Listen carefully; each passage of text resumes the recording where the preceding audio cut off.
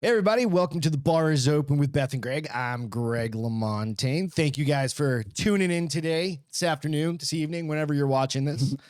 I'm joined today by Kevin the Maverick Greene. Yes, sir. Thank you for joining. I appreciate you coming in. I really, really do. Hey, man, it's an honor. And networking, being here, being new to San Antonio and sharing my story and everything. So, Yeah, it's going to be awesome. Meeting some high-speed people like you. Yeah, it's going to be cool. Yeah. We've got some cool stuff to talk about as far as your life goes. You've had some pretty crazy several crazy things happen, and you've had an interesting past several years that we're going to kind of dig into, but kind of as we go through this is definitely something, the background for you we'll get into in a little while. Right. But I kind of found you through Sammy at our gym. So at Your Fitness 365 over at Submission Concepts. I saw you over there working out one time, and you were kind of new, or you weren't kind of new. You were new to the gym. I've been working out there for a couple years too. Okay. So you kind of get used to the same faces. And then I saw you and you've got the tattoos and all the stuff. And I'm like, he's a new dude. Yep. He's definitely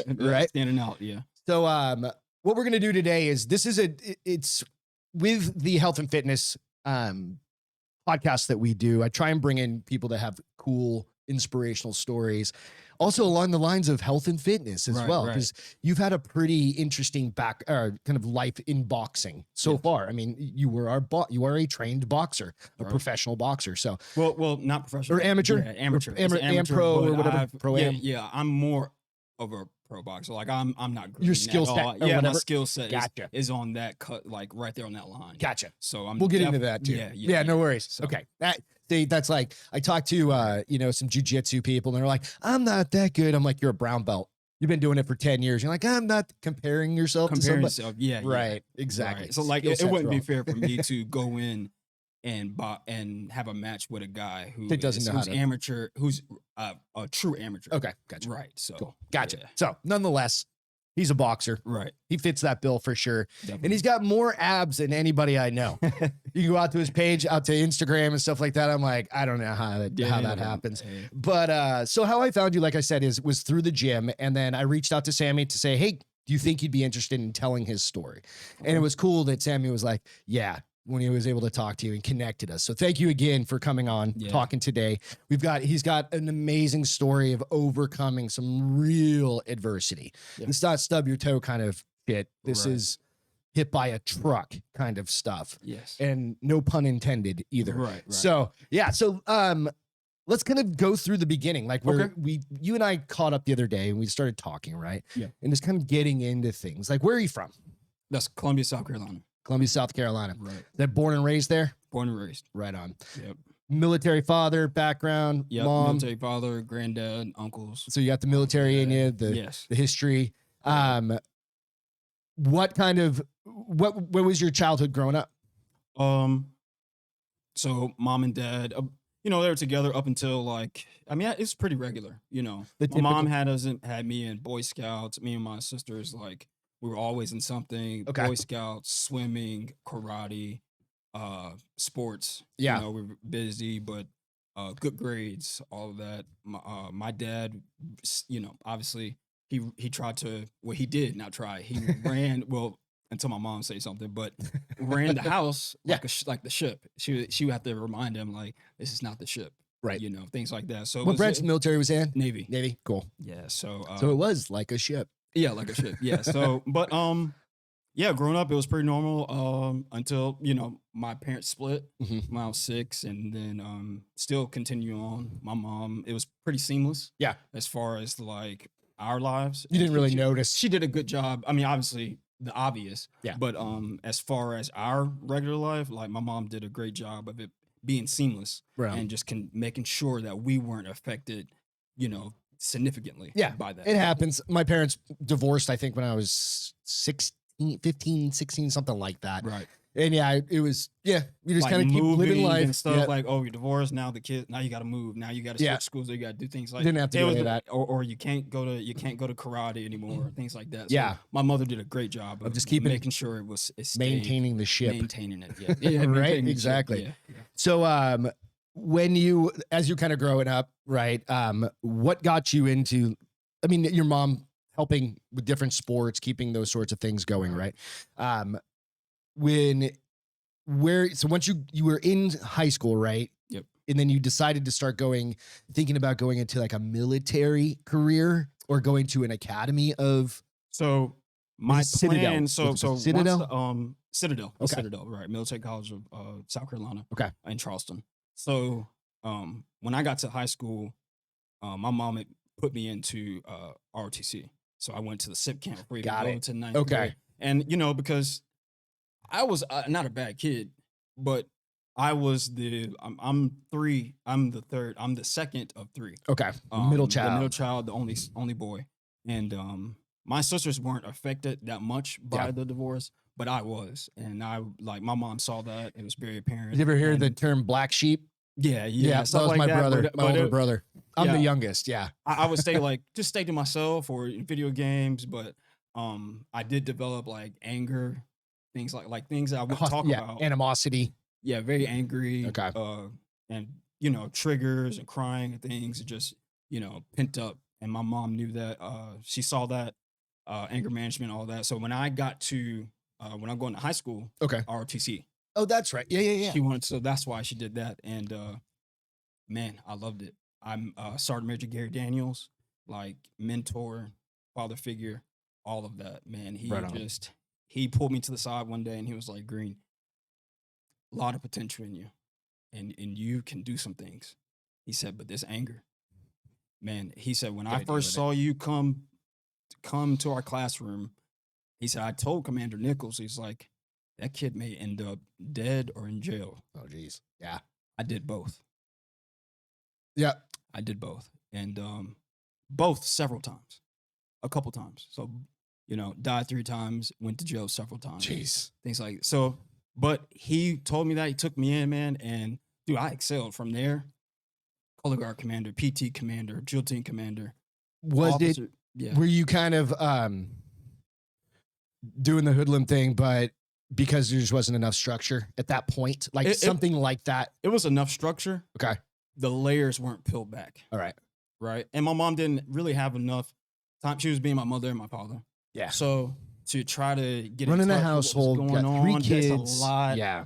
To try to, I don't know what, like, Kevin, what do you need? As many times she asked me, like, what's wrong? And you What do don't know how to need? answer I it don't because even you're know a how to kid. answer. I don't Yeah. even I mean, know what- I've been there. Yeah. So once I got to high school and I saw like, oh, I do want this structure. This is what I start to find out Thrive on how it. I like, Yeah. how I like to live and how I am. So I didn't want to go to college. I wanted to go straight into military. Oh, okay. Right on. So with the grades that I have, good grades, my girlfriend at the time and my teachers, they were like, Kevin, you need to, try the Citadel, try Annapolis and all. It was too late for Annapolis. Like remember I told you, Yeah. the senator, you got to write to the senators, things like that, West Point. So I applied to the Citadel and got in.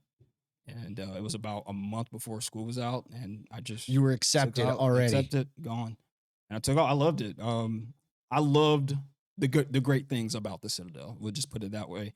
And the other things, I just wasn't agreeing with it, and I'm not the person to just accept things that I don't have to accept. Yeah. So I decided to transfer. But yeah, that's how I got to the Citadel. Gotcha. That, So, but the ROTC set you up, set me and up. it kind of gave you that structure, and that's Yes. important. So, I think for a lot of people out there, that is an option for a lot of kids in school, and it looks even for if you don't end up going to a military academy or college, or you don't want to continue doing that afterwards. It looks really good on a college resume anyway, does, like yeah. our application anyway. Mhm. You know what I mean? So it builds some structure, adds some Right. character, some purpose, some drive, to Yeah. kind of what you, especially as a young kid, or 16, 15, 16, 17, however old you are, I Right. think that's an awesome opportunity. But going to the Citadel, I mean, the structure of that, I could see, that's not your typical college life. No. You know what I mean? So any military academy that you're going Right. to or school of some sort, right? Oh, any type of college like that. Yeah. Yeah. Because you're going to have the people who aren't military, right? In it. So there are a lot of leaders who didn't know a thing about military. Yeah.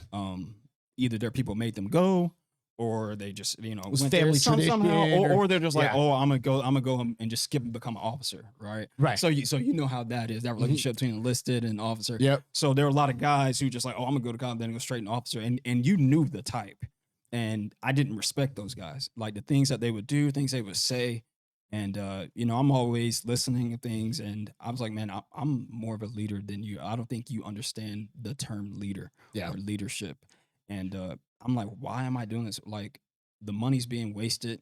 I'm supposed to be getting something out of this. Yeah. Instead of outside of education, this is supposed to be something I'm supposed to be proud of. Like, How old are you at this point? Do you think? so going in there 18. Okay. Yeah. So that's a pretty 18. heady conversation to have with yourself Right. and understand that at 18 years old. Yes, man. And You know what I mean? my friends, you know, fellow cadets, they were mad. You know, they were mad, like, man, you're gonna leave us and all that. You know, Jack Alexander, shout out to him. That was like the last conversation I had with somebody, man. He was like, dang, man, you're leaving us. But a lot of those guys, they felt the same way. Yeah. But like you said, we're 18. We're trying to, you got to formulate your own opinion and do your own thing. And that's hard to do At 18 years old, you're generally told what to do. Right. Right. It's few and far between that actually find their own drive or purpose. Right. At 18 years old. When I was 18, I think I moved from New Hampshire. I was 19, almost maybe 20 or something like that. Moved from New Hampshire to Arizona. Right. You know, okay. and that wasn't even it wasn't my idea. It was like my girlfriend's parents at the time said, hey, we're going. You want to tag along? And and helped me get into a college, get into Arizona State down there and do those sorts of things. So yeah, I mean, everybody kind of has different phases, different states in life and stuff like that. Right. And you go, all right. But like I said, that's a pretty heady kind of thing to at 18. Right. Especially to transfer from a college like that from the Citadel to state school or whatever. Where'd you end up going? College of Charleston. Right, what was it? College of Charleston. College of Charleston. Okay. And yeah, it wasn't, as far as my discipline and how buttoned it up wasn't I was. The same either, right? It was like it was community better college kind of thing. I'm back to staying to myself. I'm back. So I was back at that point, and then I wasn't making friends. Ended up, making a friend or two, things like that. And my girlfriend at the time was at College of Charleston, so we were doing the boy, the Southern thing, like. He went to the Citadel. She went to College of Charleston, and the from the old town. Yeah. Like, now looking at it, I see and then it was just I wasn't. It wasn't going to work out. It wasn't going to work. It was, and we ended up breaking up and everything. It was just that life. Whole thing. Yeah, it's life. But it did look.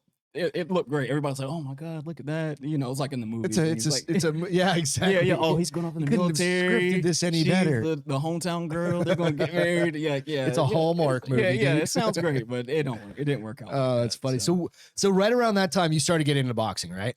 Yep. I wanted to box at the Citadel. Okay. But they had canceled their program because it just got ugly. They didn't have officials, or people weren't going by the rules. Actual program. Mismatches and things like that. So they canceled it. Okay. And then College of Charleston, they didn't have a boxing team because of that. So I just found the nearest gym once I got settled and, got things going, the ball rolling. Went to original school at Hard Knocks, Coach Johnny. All right. In Somerville. About 30 minutes, from downtown Charleston. And I fell in love with it, man. Stepped into the gym. I fell in love with it. Started boxing. I loved it. Passion ever since. Every day. I would go to class, get out of class at about 2 or 3. I worked at Freshberry, the frozen yogurt shop.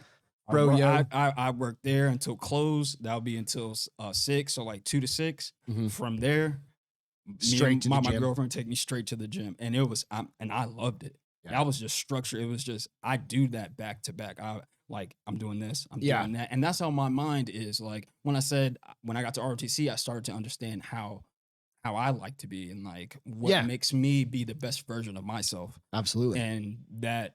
Okay, doing this, doing that, idle hands is devil playground, right? 100%. Especially with some strong people. Yeah. Like, I can't be doing the wrong thing. I can end up in some bad place doing some bad things. The good thing is you recognize that. I know that. Sometimes it took me probably 43 years of my 46 years life to figure that part out. Yeah. I can be doing some bad things, and I'm just like, dude, I haven't done anything that bad in the past several years. Yeah, I'm good to go. Even a long time. Yeah, I've changed my life and things. Yeah, and it's been a long time. I know the company I like to keep. Yeah. You start to, like especially the accident, just a lot of self-reflection, being in the hospital bed. Like, so I've all since ROTC, the self-reflecting is a thing that I started doing. Cool. Right. Yeah. So like you said, that's hard, like at a young age, but I got that from my mom and just listening to my sergeant major. Like things are just like you don't get through this life by yourself. Right. I don't care absolutely. what you say. Somebody has told you something. There's always influence. Gave you a Absolutely. little nudge Yep. or something like that, or maybe just gave you a quote or something like that, and Something. you did. So along the line, that's how I started. Like at Picking 18, up the right traits and stuff making like that though. decision is because of the things that people have molded me, to think about. Absolutely. So it's pretty incredible, and again, it's awesome. So, you decided again to step away from school. Yep. Start boxing full time. Your grandma, what did your grandmother tell you? Oh, she said funny. when I came back home for a break, I was like, "Yeah, grandma, I'm boxing." She was like, took her glasses off. She wasn't real happy with you. She said, "Kevin, I think I'm gonna be honest with you. I think boxing and any fighting sports, any sport where grown men are beating on themselves or women, I think it's the most barbaric thing ever, and very low IQ." Yep. She was a nurse, like top notch. So that stuff like that, was just her like, lifelong. Yeah, she's been she was like, "Oh lifelong. my god, like you're gonna put yourself in the hospital." Like there are people out here like in accidents and you're beating on each other. Yeah. And so Hell yeah. She said, "I'm just letting you know I'll never be at one of your fights." You ever had a concussion from boxing? No, I've been knocked down in sparring. Okay. I've been knocked down in sparring. It was like I did the slow motion, like it oh, came out of nowhere. shit. And man, this right here, it was me, and this was professional. A guy would come around, and Coach Johnny was like, "Go ahead." He's like, "You guys can go ahead. Kevin's good." So I'm pretty tough. You have headgear on? Hmm? You have headgear on? Yeah. You wearing headgear? Yeah. Yes. And you still got throttle. Doesn't take much, man. Your brain can only go so far. But there's nothing here. Yeah, I know. So the buttons, the buttons, Punched it right here, yeah. So what happened was I'm confident. Yeah. I'm like I got said, this. I was really good. I picked up everything. So I was like dropping my jab, like I was jabbing. So boom, it's jab. You're supposed to boom, grab the apple, bring it back, right? And you didn't grab so the I apple. was just like, You grabbed the apple and threw it on the ground. I was bringing it to my rib. So I was like throwing And it then he from caught you. outside his vision. I was like, I got him. And then I was keeping this up because I wanted to set up the right. Okay. And my coach kept stopping. He said, "Stop dropping it." He stopped the last time. He said, "This is the last time I'm going to tell you. Stop bringing your jab back down there. You may be hitting him. Stop the showmanship, all that. You're going to get caught." I did it again. He stopped. He said, "Brian, the next time he does that," he said, "Don't think about it. Just throw the right, straight down the middle. Straight down the middle. Next time he jabs." So he's just timing it. Once I jab, your hand's out. My hand is coming down. So all I got is this. So it's going to be open. He said, "I promise you." He hit. Lesson learned. It was not even 2 seconds. I did the jab to get him off me. I did it again, and all I saw Straight down. I was just going. Yeah, man. It was just like, wow. I tried to get back up. My coach was like, "Wait, stop." He said, "You see?"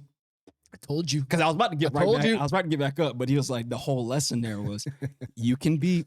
All it takes is one. That's it. And that quick mistake, and really boxing, it's a lesson, right? A life lesson. Yep. You can be doing great. You can make one little mistake to where you're not buttoned up. You're not buttoned up or firing on all cylinders. Yep. You make one little mistake, you can ruin everything. Yeah, absolutely.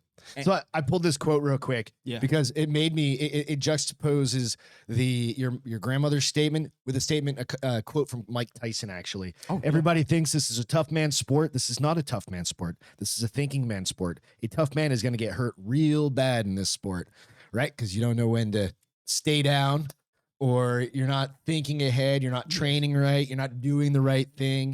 You're not paying attention. Right. Yes. All of those things, like you were just saying, come into it. Who had ever thought that Mike Tyson would be the philosopher all these years later? Man, I'm so proud of him. Like he's turned his stuff around. And I tell people, I was like, dude, when he was fighting people, it was somebody it was an interview podcast, but he was like, everybody wants to be that superstar or that person that's doing the great thing. And it's like, but you don't know what they had to go through to get there. Yeah. 100%. It was like, he was talking about Tiger Woods. He said, man, his dad emotionally abused him like doing the worst to him on the golf course. Yeah. Like there for hours on end, Just and keep doing hitting that ball, and, hit and that ball. demoralizing him. Yeah. Telling him he'll never be as good. The people won't let him play, and all of that. And he Mhm. said his dad told him, "Let me know when enough is enough, and I'll stop." He said Tiger Woods said never, but those things, yeah, it helped him become a better player. It's a rough way to go about it. But the Williams sisters as well. Yeah. Serena just retired, I think yesterday was her last singles match. I saw a picture. I didn't. Yeah, Yeah, it was okay. pretty incredible, and she lost the match. And she's out of the U.S. Open, but Yeah. her upbringing is very much like that. Yeah, they said Tiger, the most fit, his marriage, can't keep a relationship, all the things that he went through. He's training too hard, the injuries, crashed a car. It was like, you don't know what these people have been through. The background. You saw was Mike perform. So it's on. All you saw was Mike perform. You're like, oh, he's the greatest. But then Mike is now telling us all the things, the damage, all the things. Like, man, I was angry. And he was I had 19 a lot of things. and was like a world champion at that point. And this is back in the 80s. I had all the money. 80, the 80s, right? Would have been like 87, 88. Yeah. My brother was alive back then. And I remember watching boxing matches with him, and you're like, dude, yeah, but you're 100% right. And thinking about that was when, remember, I said at the beginning, it was like, I didn't even know what really to do. I knew I had to work and I had to go to school. That was like my goals. Right.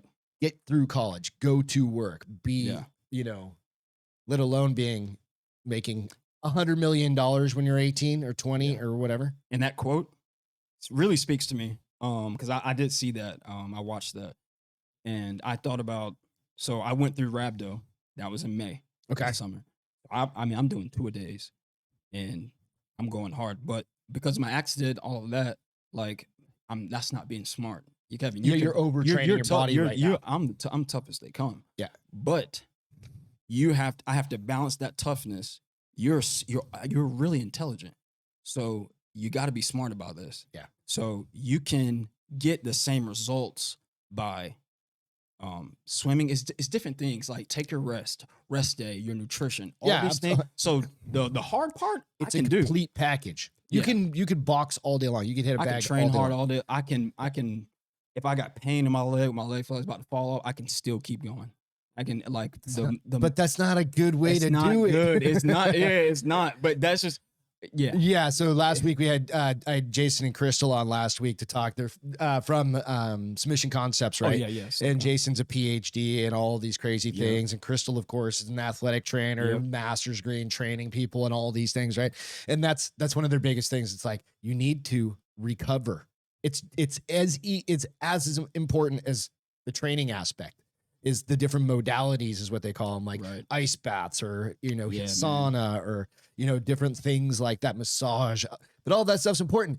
And specifically for you, which is why what we're going to get into here in just in a minute, because this is part of the show that I think if you haven't paid attention until now, start paying attention, because this is really where not a lot of people will personally, like individually, go through something like this that you went through, and we'll share some photos here in a few minutes as well. But leading up until your to your accident, how was life? Was it just kind of normal, everyday kind of situations, like just boxing, working out, doing all that? By this time, by sophomore year, going to junior year, I had lost the passion. I went to school for psychology, and I only picked that because I took AP Psych in high school. Okay. And I was just interested in it. Right. And then so I was like, I'll just go for psychology. I didn't really want to go to college, so I didn't have a major. Was it just, it's something I'm supposed to do? Yeah, it was just interest. It's something I'm supposed to do, go to college. Right. So that's that. So I picked that. And at that point, I'm losing, broke up with my ex, Okay, so all that. So shit's hitting the now fan, I'm here. You're just like, oh. I'm at this school by myself. Right. Right. So now I make friends and all that, join a fraternity. The life is still not what I want, but I tried to get a little acclimated to like the party life and things. And that's not it. When you're down in the dumps, it's not yeah. When you're trying, so that's what it was. I skipped. I did not sweep. You can't sweep things under the rug or just. So I did not clean my porch You know, Yeah. I just kind of swept things under the rug. Yeah. And just like, oh, I'll just Push it it'll to be the better. side. Yeah. So those beer bottles, I'll pick them up tomorrow. So those things came back around. Yeah. And I started.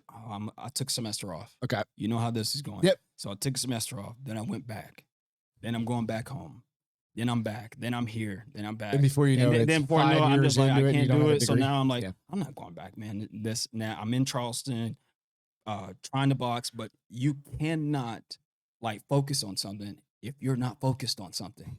You're just going through the method. You're just trying. You're trying to do it, Yeah. but I still didn't clean all Yeah. that stuff. Yeah. So that stuff is holding me back. I'm trying to have a relationship, failing at that. Okay. I had a new coach. They're not doing that. I go back home. I start boxing at White Rock. It's about 40 minutes from Columbia.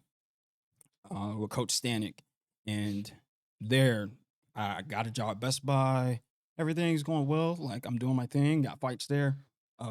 Sparring with pros, Ghost, DP, those guys, and everything was going well. But I just wasn't like it still wasn't clean, right? Okay. So I still had things I had to handle, and like the party and drinking and all of that no longer was a celebratory thing.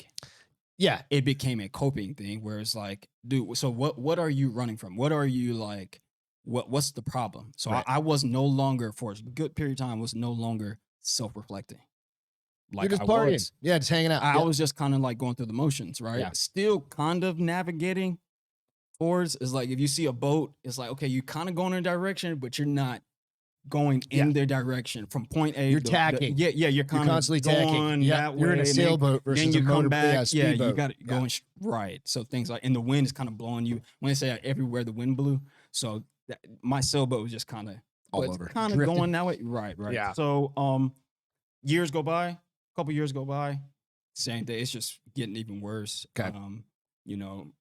Burning bridges with people, angry, all of that. Things are coming Kinda came back, Yeah. So because I lost my way with self-reflecting and being a straight shooter. Yeah. And that night when I got hit by the truck, This is no joke. You got hit by a truck. We're going to talk about that in a second. Well, that night. Let's get into it. Yeah. Yeah. So that What's night. the story? Yeah. So all that haven't heard this yet. culminated when I say going back and forth, all that culminated, losing myself to that night, that morning. And I was on the wrong side of the road. Were you walking down the street? Yeah, walking down the street. Busy road, 2-notch road in Columbia, South Carolina. Okay. Very busy. It's like Bandera. Long, busy. Straight to Straight lanes down. each You can side go kind of thing. all the way down and go to another side, all that. Yeah. That's how 2-notch is. And it's always got traffic. It's never like it's just dark and nothing. Yeah. I came from a plaza and where, you party bars, all that. And I just left the people I was with because I just was like, I don't even like Didn't like want to you be there. guys. It was whatever it Because was. I'm still dealing with things and I just walk off. Kind of and ghosted disappear. everybody. And you can ask anybody, like Kevin would just disappear.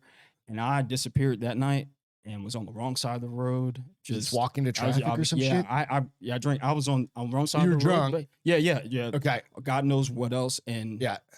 guy was speeding. Saw me too late. They said from the scene, I jumped. So from the grill of the car, You jumped I jumped. okay. Yeah. So instead of running me over, I jumped jumped up onto- I jumped up. So he hit me square in the my abdominal area. So I got split from my waist to my sternum. And so that was it. He stopped and called. What time it was late at night? This is about 2:00. Okay, yeah. 2 So it's a.m. middle of 2 a.m. Yeah. So he called the ambulance. or 911. Yeah. Got there pretty quick.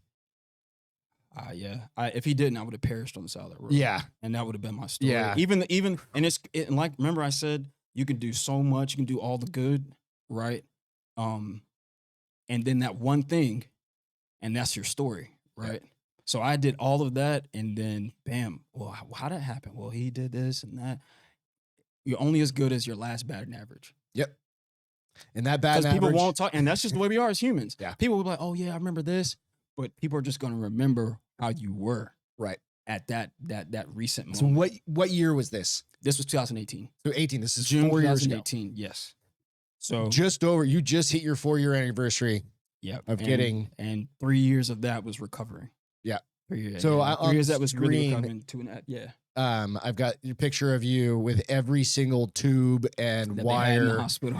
that literally I think they had in the hospital. You're Right. intubated. You've got, every monitor on you. Yeah. And there's some, you can go out to his Instagram or Facebook. What's your Facebook? What's my your Facebook?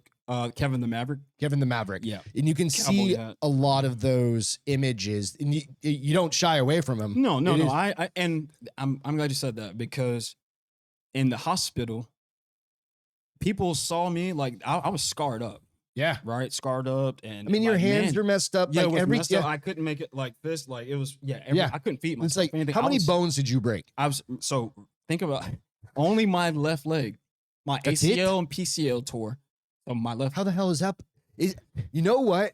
And I've heard of this like with drunk drivers when they get in an accident, they like are basically Relaxed. jelly, Yep. right? And they end up, and that's why other people die and Yep. they end up living. I don't know if that's necessarily statistically true, Right, but right. you hear that. They're saying, I mean, there's some science behind it, some logic behind it, but yeah, I guess so. Like, yeah. how the hell do you get hit by a car and break a leg? And yeah, Or well, the thing was, Well, you jumped up and yeah, and it I hit your jumped leg. up, so it hit me. The impact split me, and I Split, skipped like, down. Did yeah, it split you it open? Split me open.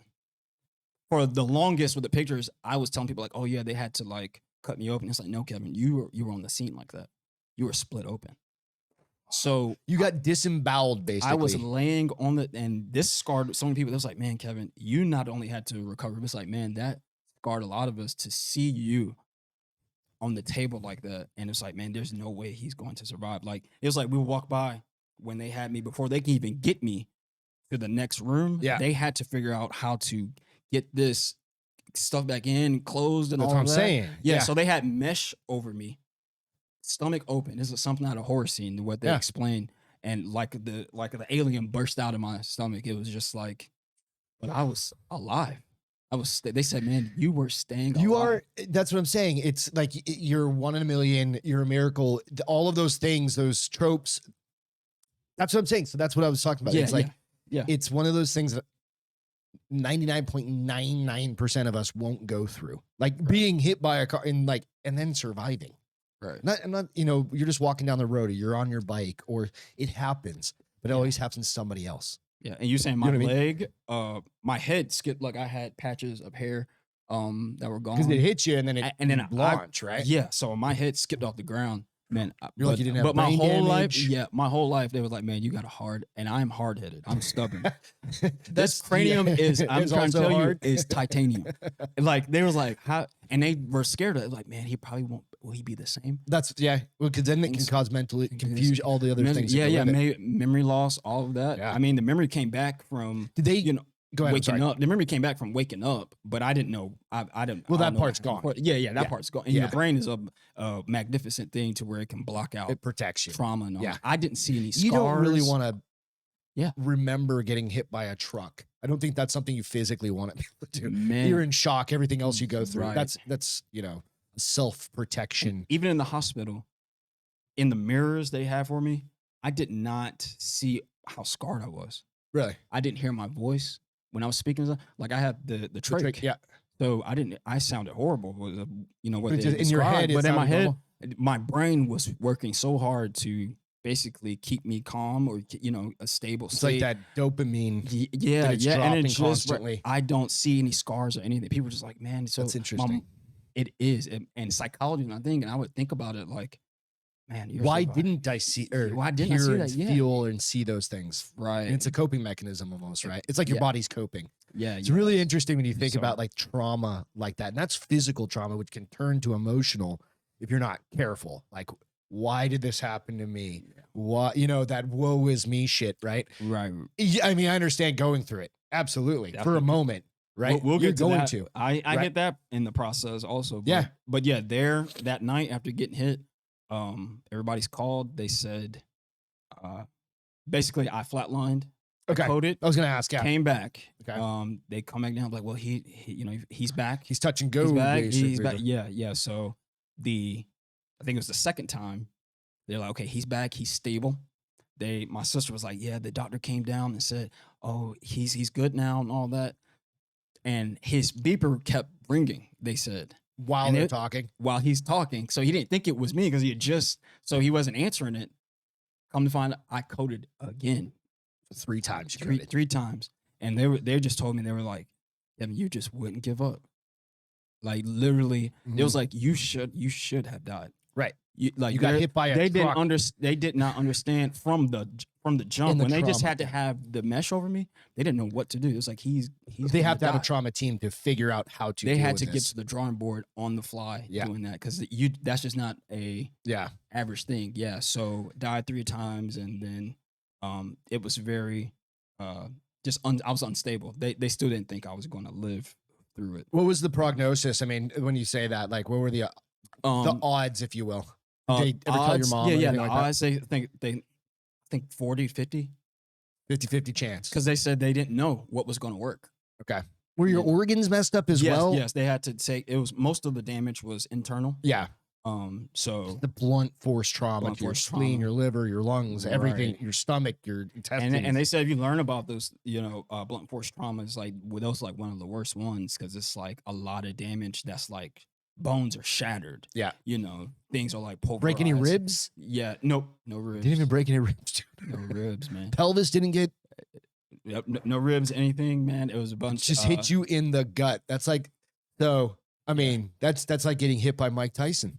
Shoot, yeah, Right? In the, listen, maybe man, a little harder, but yeah. yeah. But a lot of the pain came after they started reducing the pain medicine they were giving me. Yeah. And having to You go just through start PT healing, and OT. right? I had to heal. I couldn't eat for a while. Solids. I couldn't even feed myself.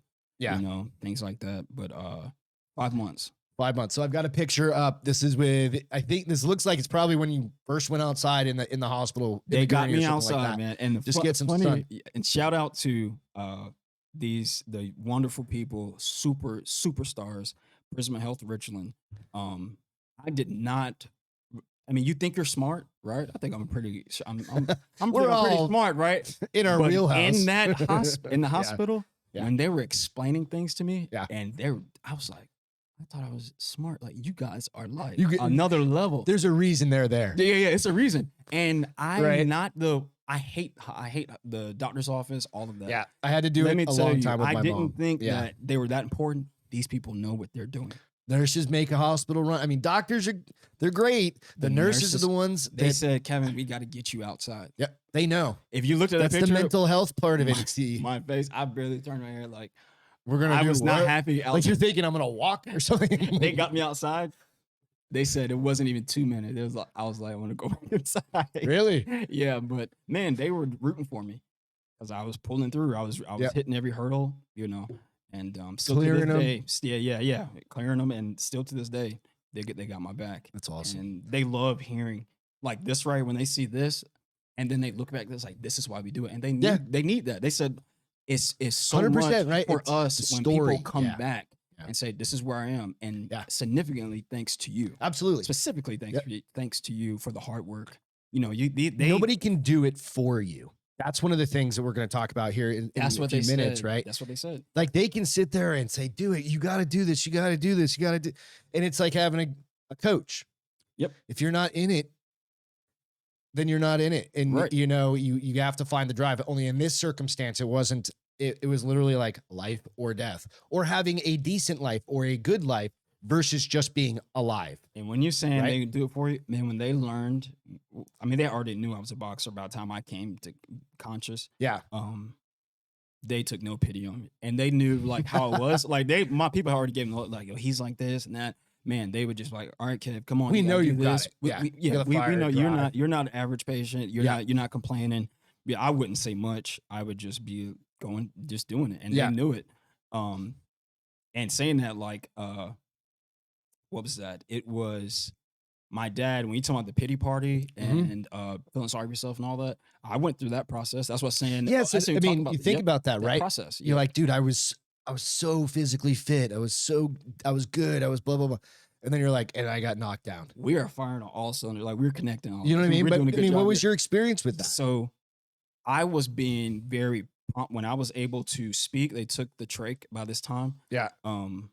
Being very conscious, I was getting back to myself. I couldn't see that well, like because my eyelids wouldn't shut when I was very like doped up with the So you're kind medicine. of like Twilighty or Yeah, something? yeah. So my eyes would dry out.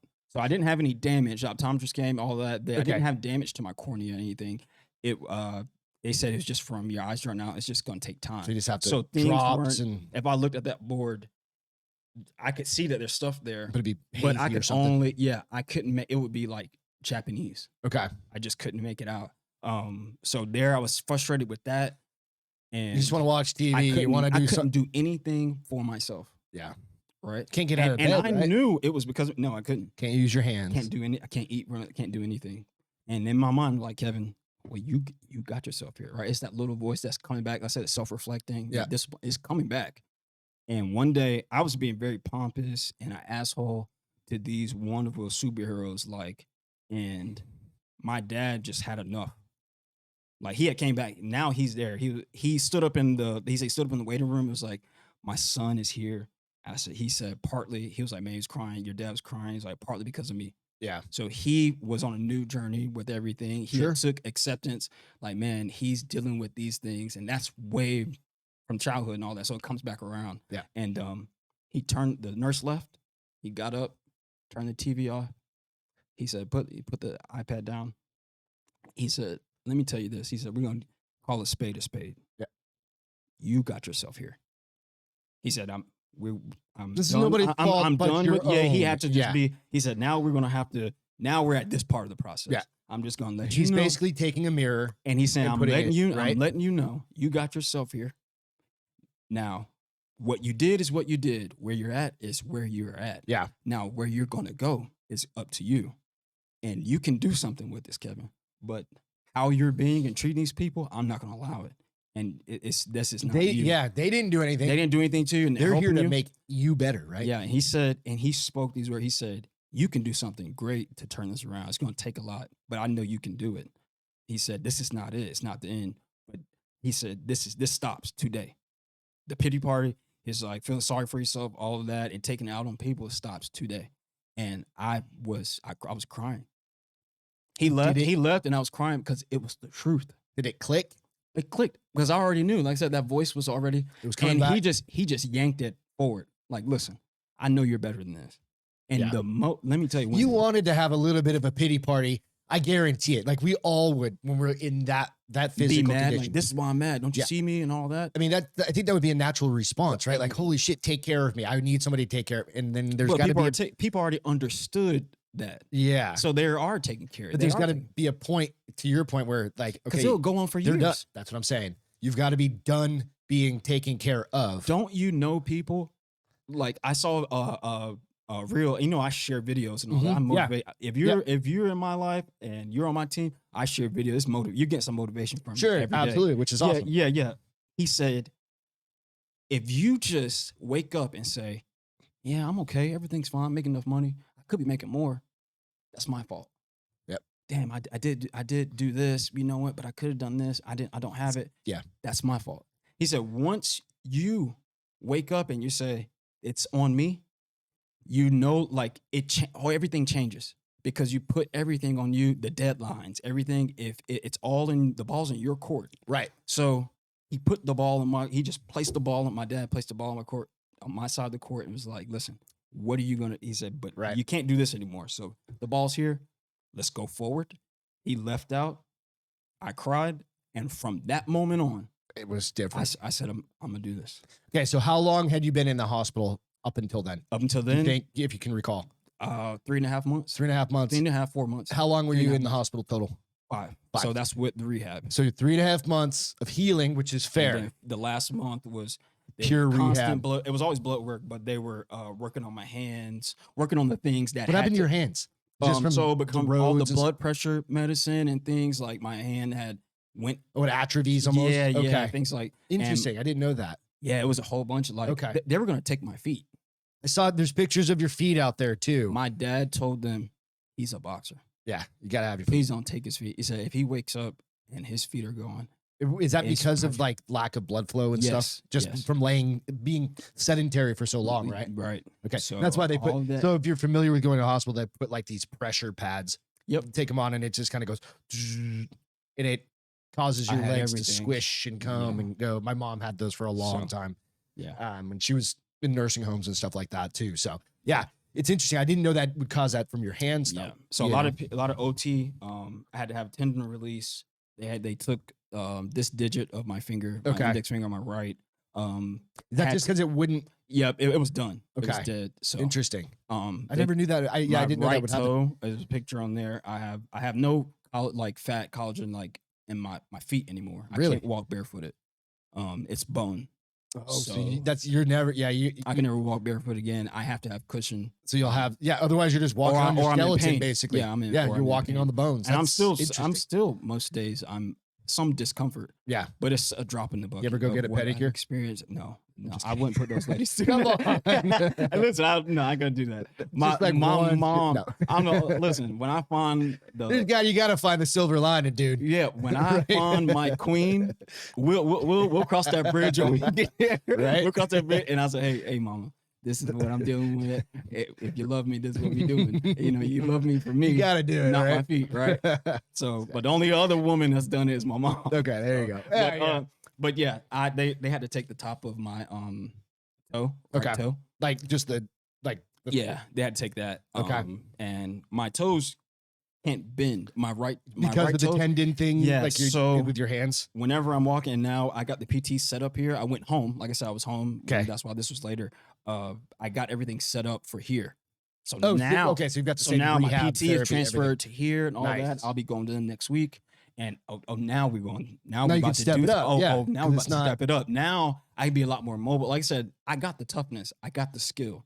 We got to do the other things to yeah. keep you healthy, like to have you healthy. So I got The to slow it stretching down, and stretching. the- That's what I'm yeah. missing.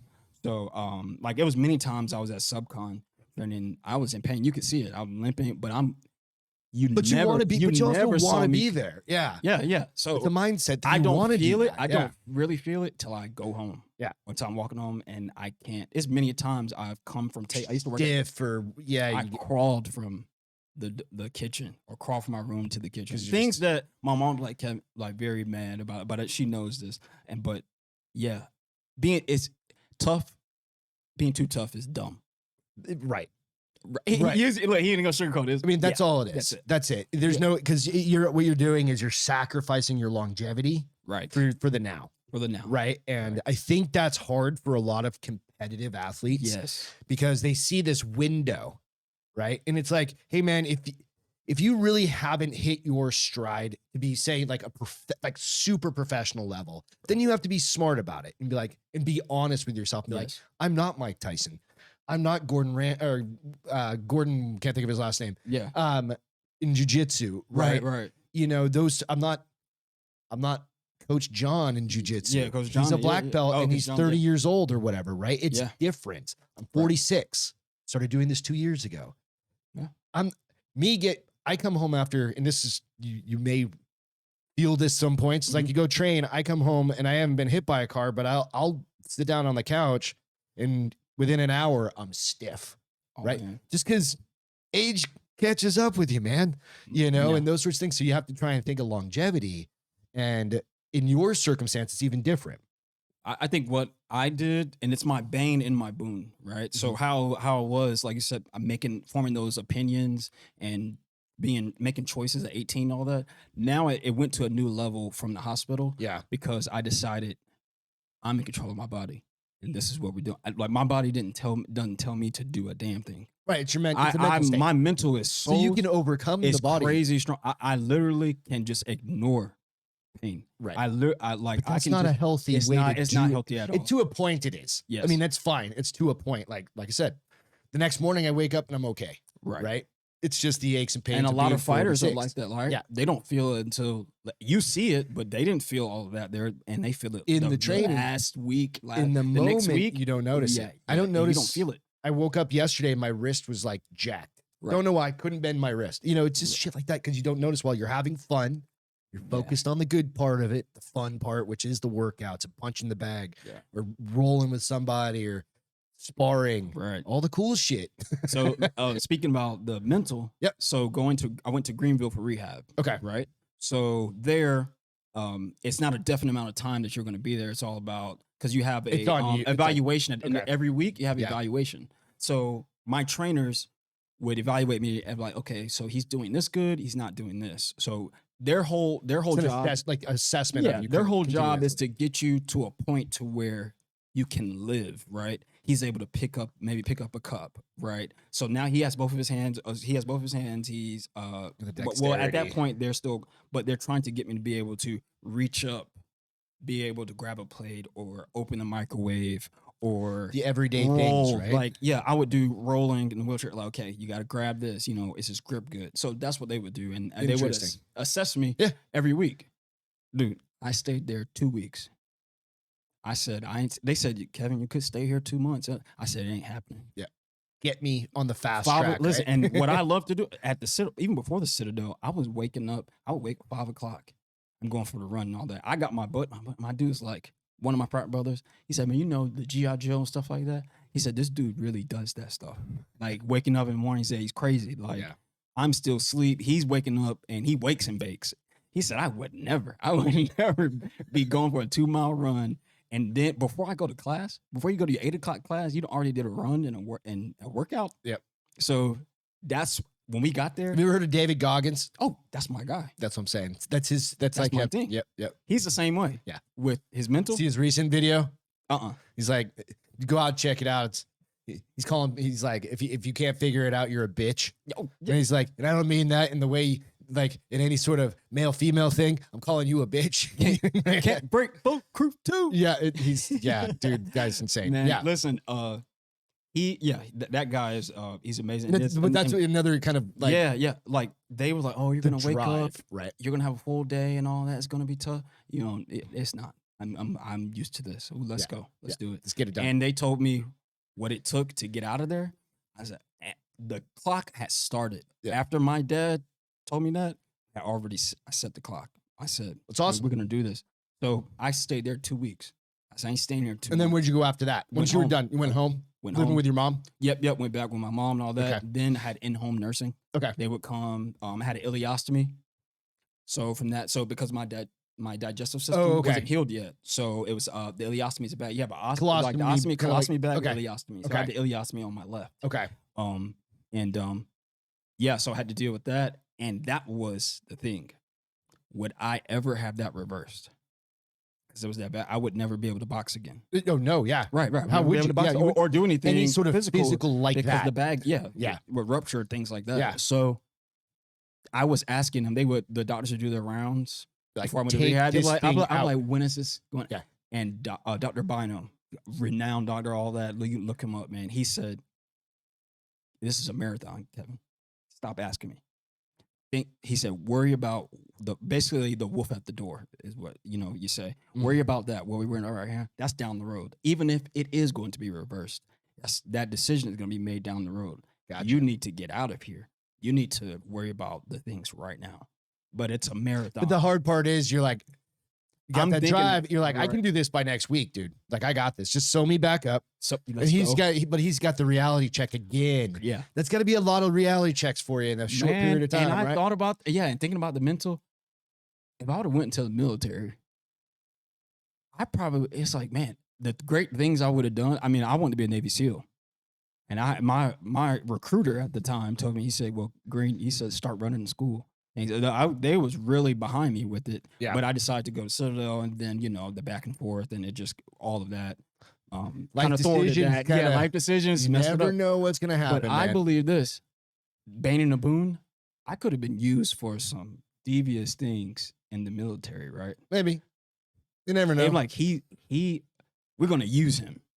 That guy is tough. Like, you never know. But he said maybe. He could have been a cook too. I don't know. Depends on what the military needs, I guess, right? Right. But No, I hear man, you. I hear you. You would have been willing to do it. That's the I would problem. have been. That's the point. Yeah, I would have been willing to do it. But so at home, got the ileostomy, having different nurses come. Yeah, PT. so there's a picture of your kind of, I think this is like, I imagine this is when you're checked out, right? It's got the whole line, get the puppy up in front. It might be a little hard to see, but yeah. it's your doctors and nurses, and then it's got like the comfort cart thing in front of you. No, that's so the comfort cart. Yeah. they I just asked found me. this on his Facebook, so I Yeah, wanted yeah, to share it. that's It's when a they cool asked picture. me. So this is after I'm really like I'm back into it, right? Okay. I'm back in the swing of things. They asked me like, "Hey, do you want to come speak to on the trauma?" So basically, this is where people like really messed up, Okay. right, on that unit. And I'm Which is speaking, where you were? Yeah, I'm speaking to their families, Okay. right? And I'm like, well, this is what my family told me, and I've gone in and speak. I've spoke with patients who had ileostomy. I was like, yeah, man, this is what I went through, and this is what it is. I said, I know you're feeling this, and they were telling me like he has been here. Literally, like, yeah, He like has you were been there here. recently. Yeah, I kinda, said you're so to probably speak. feeling this, and I'm like, so you're probably feeling like this and that. He said, I'm like, this is the jewel, man. Do X, Y, and Z. Take it one second at a time. Yeah. 1 second at a time. It said, whenever a target's put in front of you, do your best to hit that target, and then worry about the next. Don't worry about the targets down the road. You know they're coming, right? 'Cause Right. you know all the target. You know they're coming, but they ain't here yet. So just 1 second at a time. So how did you do that frequently? Like go talk to patients or talk to families? Every Wednesday, I did for a while. That's awesome. Until COVID hit. So once I got Yeah, back and I was in the that swing of things, fucks and I was everything good. up, Yeah, yeah. COVID, they were like slowly like, oh, we can't do it in house anymore. Yeah. Man, But you could have a phone call. yeah, or it messed things FaceTime up or something like that's when that. Zoom came. Then we Yeah. started doing Zoom. Everybody in the working world zooming. Zoom blew up and Yeah. all that. Yeah, Yep. so Yep. yeah, I was doing that for a while. But I was that's giving still back. cool. And I you was- I mean, if you have a dude, you can be like, hey, look, I got my scar right there. Scar right here, It bro. is possible. I'm not just BSing you. You know what I mean? Right, and I didn't. When people say, "Oh, just believe it, it'll happen," and that's not it, bro. Like it takes a lot of work. Yeah. Like you talking about when you're talking about the podcast, how you started in the garage, A couple of years, right? 2, and 3 then years. look at this, and then if this one happened, you told him like, "Yeah, we started in the garage." I'm like, "No way." Right. He's like, "Yeah, look at everything," but nobody sees the work. Nobody sees how it started. It's not the fun stuff. You don't. It's not the fun. nobody- They don't care They about. don't care about that. They want the And they finished said that, product, they said right? people just want to see like, oh man, yeah, look at you now. But they weren't. My mom, my sisters, the They're the ones that nurses, saw they're the behind the ones that scenes. saw it all the way Yeah. through, and that's what makes the story. And I think that's the important part about showing the images that you have, being on. You know, it's like there's nothing to hide. I got There's no reason. Open book. I'm in my right? own lane, man. I lie. I told my dad this one day. I said, Dad, you know, because I don't lie about anything. There's no need. I Yeah, said why? I just tell people what it is, what I am, how Yeah. I am, what happened. That's that. I don't have to lie. Like now, if I've done something bad, egregious, then I'm going to shoulder it. Yeah. There's no reason to lie unless I'm trying to like save something or save someone, something like that. But other than that, I have to live. Yeah, I'm transparent about that. My Right. scars, all of that. Like this is who I am. This is what I am. What are you gonna do? It's not gonna do you any good. It's not right? doing me good. I'm not lying about my past or what Right. I was doing when I got hit. I tell you straight up. This Shit is what happens. This is life. Yep. People are like going through life as if they know how life's supposed to be. Right. No, it's right in front of you, and it's telling you got ups and downs. Very Make a different bad things that decision, can and happen. you don't know. Like not going to the city, or you and your girlfriend breaking up back when you were in college, and being like, "Well, I'm on my own." Shit, Yeah, do and this. that I'm kinda- going back, making this. and Yeah, all of that. that's life. It's weird, right? Yeah. So it's like if I hadn't moved to Arizona, right, and gone to college with that ex-girlfriend and her parents and all of that, right, I would never have met my wife who was moved out to Arizona, right? I didn't know her then, right, and through friends, and it's just how life happens. It's weird. It's Yeah. awesome, you know. But Yeah. there's a reason for. I always say there's a reason for everything, right? Right. God kind of never puts too much in front of you that you can't handle, Right. but gonna push you. You know what I mean? It's gonna push you real hard sometimes, and it sucks. It sucks a lot of times, right? But that's part of it, man. That's part of kind of this whole journey, yeah. right? So, you know, I really do appreciate you kind of you telling your story and going through that. You know, when you start thinking about the day-to-day for you, you're getting back to the Right. training, you're really starting to push it, like you said now. Yeah. How do you manage just the everyday aches and pains So of like just physical? I mean, literally the physical, because that's going to eventually get to a stress-inducing level sometimes, right? So it started when PT, my trainer was coming out to the house, that nurse. It was many times where I was just like, I didn't want to get out the bed. Yeah, because you're just I'm beat, hurting. yeah. I'm beat, right? But I wasn't, but I just didn't want to. I knew what I had in front of me. And my mom would say, let's go, we got to do it. Mhm. And then once I got going, I mean, once we're here now. Let's get it. Let's do it. Once Yeah. I got in the chair, like I swiveled out of the bed and got in my chair, it was like, all right, let's go. So pain, all of that from those days all the way up, I was doing, squats. I'm sitting in the corner of the kitchen, facing the wall, listening to music, and just standing up, squats. Building your Squats. thighs, I'm just building. I'm core, just like, everything you can, right? I'm doing that, and my people were just like, man, Kevin makes us feel bad. It was like, dude, this guy is like, now look at me, like I need to lose weight, tone up. He's like, don't you feel bad? One of my brothers, I have twin brothers. He said, don't you feel bad? And you walk past Kevin, and he's in the wheelchair doing squats, and you eating, and you're eating a McDonald's, you should be doing cheeseburger or something, and he just ruins your whole day. It's like, this guy's on a mission. Right. They'll see me. I'm working out. I'm doing. Take it for granted that you can just get up and walk around, right? Like this guy's on a mission every day. So that kept going until it was like the pattern was surgery. Yeah. I had 8 surgeries. So it was, okay. Oh, geez. Okay. So about 3 of them were in the hospital. That was pre going home. Okay. And then the rest, was inpatient, surgery, outpatient, kind of thing, or whatever. So surgery, recovery, PT. Okay. So surgery, recovered for 3 weeks, PT. As soon as I'm done with PT, I'm another good, surgery. Another surgery. Because they just want to get you on that and fast they said, track. we got to do this right now. Your body, the way you're going, and you're on a roll, and Just you're keep healthy. it going. They said, we're going to keep, So we don't want to, a lot of people will have a surgery, like, I don't want to do another year or 2 or something like that. And then before then, their body muscles just are broken or whatever. Yeah. Right. So they said, your mental is good, you're strong. It's like, man, we're just going to, You end up with back, whatever you can it is. take Yeah. it. It's like, you can take it. Good. So it was back to back to back, and that weighed on me. And they explained to me that your heart's not back full like strength yet. Okay. Or maybe it's 80%, cardiovascular, 100% of yeah. the 80%. Yeah. Right.